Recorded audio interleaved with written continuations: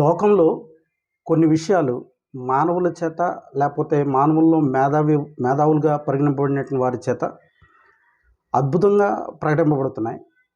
కానీ అవి వాస్తవాలకు చాలా దూరంగా ఉన్నాయి. అటువంటి వాటి గురించి మనం ఆలోచన చేస్తున్నప్పుడు ప్రప్రథమైంది, ప్రారంభంలో ఏమీ లేదు, ఆకస్మికంగా ఎటువంటి కారణం లేకుండా ఒక ప్రేలుడు సంభవించింది.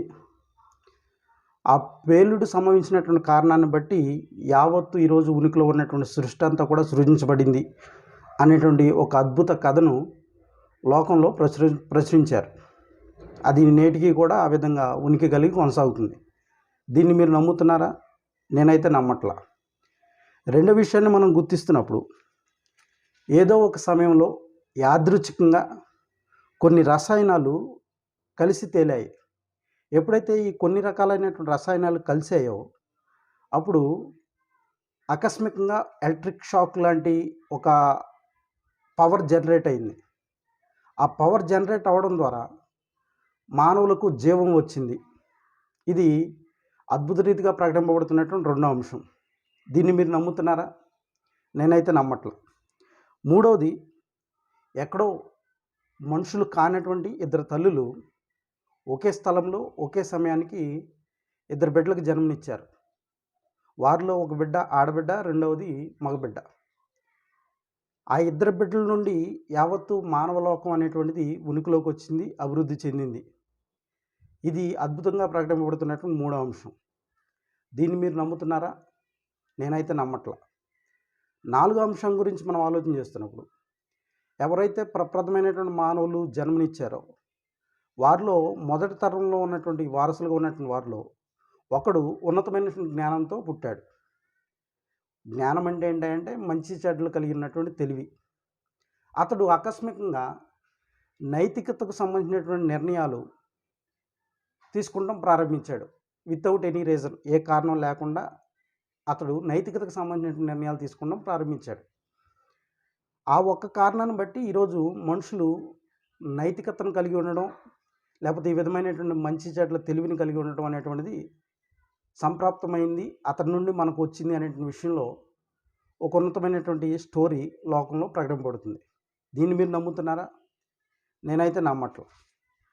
పరిశుద్ధ గ్రంథమైనటువంటి బైబిల్లో యవనస్తుడైనటువంటి తిమోతికి అపోస్తలుడైనటువంటి పౌలు ఇస్తున్నటువంటి మాట ఏంటంటే, ఓ తిమోతి, నీకు అప్పగింపబడినటువంటి దాన్ని కాపాడి అపవిత్రమైనటువంటి ఒట్టి మాటలకును జ్ఞానమని అబద్ధంగా చెప్పుబడినటువంటి విపరీత వాదములకు దూరంగా ఉండుము. అపవిత్రమైనటువంటి ఒట్టి మాటలు, రెండవది జ్ఞానమని చెప్పబడుతున్నటువంటి విపరీతమైనటువంటి వాదములు. ఇప్పుడు మనం చూసినటువంటి ఈ 4 సంఘటనలో కూడా ఎక్కడా కూడా వాస్తవం అనేటువంటిది, ఇదిగో దీనికి ఎవిడెన్స్ ఉంది, ఇది రుజువు అని మనకి బయలుపరచడం కానీ ఎక్కడ కూడా లేదు. ఇవి వాస్తవానికి దూరంగా ఉండి మనుషుల చేత అద్భుత రీతిగా ప్రకటింపబడుతున్నటువంటి అవాస్తవములు. దీన్ని అనేక మంది నమ్ముతూ తమ యొక్క విశ్వాసాన్ని గుడ్డిగా కొనసాగిస్తున్నారు. నన్ను క్షమించండి, నేనైతే ఈ విధమైనటువంటి గుడ్డి విశ్వాసాన్ని కలిగి ఉండను. తండ్రి అయినటువంటి దేవుడు ఈ లోకాన్ని సృజించినప్పుడు తనను నమ్మడానికి కావలసినటువంటి యావత్తు రుజువులన్నింటిని కూడా మానవులమైనటువంటి మన ముందే ఉంచాడు. వాటిని నిశ్చితంగా పరిశీలన చేయడం ద్వారా ఇవన్నీ కూడా యాదృచ్ఛికంగానో లేకపోతే ఆకస్మికంగా జరిగినవని కాదు, కానీ వీటన్నిటి వెనకాల ఒక ఉన్నతమైనటువంటి క్రియేటర్ ఉన్నాడని, ఒక అద్భుతమైనటువంటి డిజైన్ వర్క్ ఆయన చేశాడని, ఆయనకున్నటువంటి సర్వశక్తిని బట్టి వీటన్నిటిని కలగజేశాడనే విషయం మనకు అర్థమవుతుంది. అందుకని బైబిల్ ప్రారంభంలో ప్రప్రథమైనటువంటి వచనం ఏం చెప్తుందంటే, ఆది యందు దేవుడు భూమి ఆకాశములను సృజించెను. కాబట్టి ఒక పేలుడు సంభవించడం ద్వారా ఈ యావత్తు సృష్టి కలగలేదు. కొన్ని రసాయనాలు కలవడం ద్వారా ఈ యొక్క పవర్ అనేటువంటిది జనరేట్ అయ్యి మానవులకు జీవం రాల. దేవుడైనటువంటి యెహోవా నేలమట్టితో నరుని నిర్మించి వారి నాసికారంధ్రములో జీవాయువును ఊదగా నరుడు జీవించే ఆత్మ అయ్యాడు అని లేఖనాలు మనకు తెలియజేస్తున్నాయి. కాబట్టి జీవం కలిగి ఉన్నటువంటి దేవుడు మనుషులకు జీవాన్ని ఇచ్చాడు తప్పితే కొన్ని రసాయనాలు కలగడం ద్వారా ఒక పవర్ జనరేట్ అయ్యి మనుషులకు జీవం రాల. తదుపరి ఆయన ఒకని నుండి యావత్తు మానవ సంతతిని సృజించాడు. కాబట్టి ప్రారంభంలో మానవుడు ఉన్నాడు. ఆ మానవుడికి సాటి అయినటువంటి సహాయకారిని దేవుడు తయారు చేశాడు. వారిరువురి యొక్క సంబంధం ద్వారా యావత్తు ఈరోజు లోకంలో ఉన్నటువంటి మనుషులందరూ కూడా ఉనికిలోకి రావడం జరిగింది.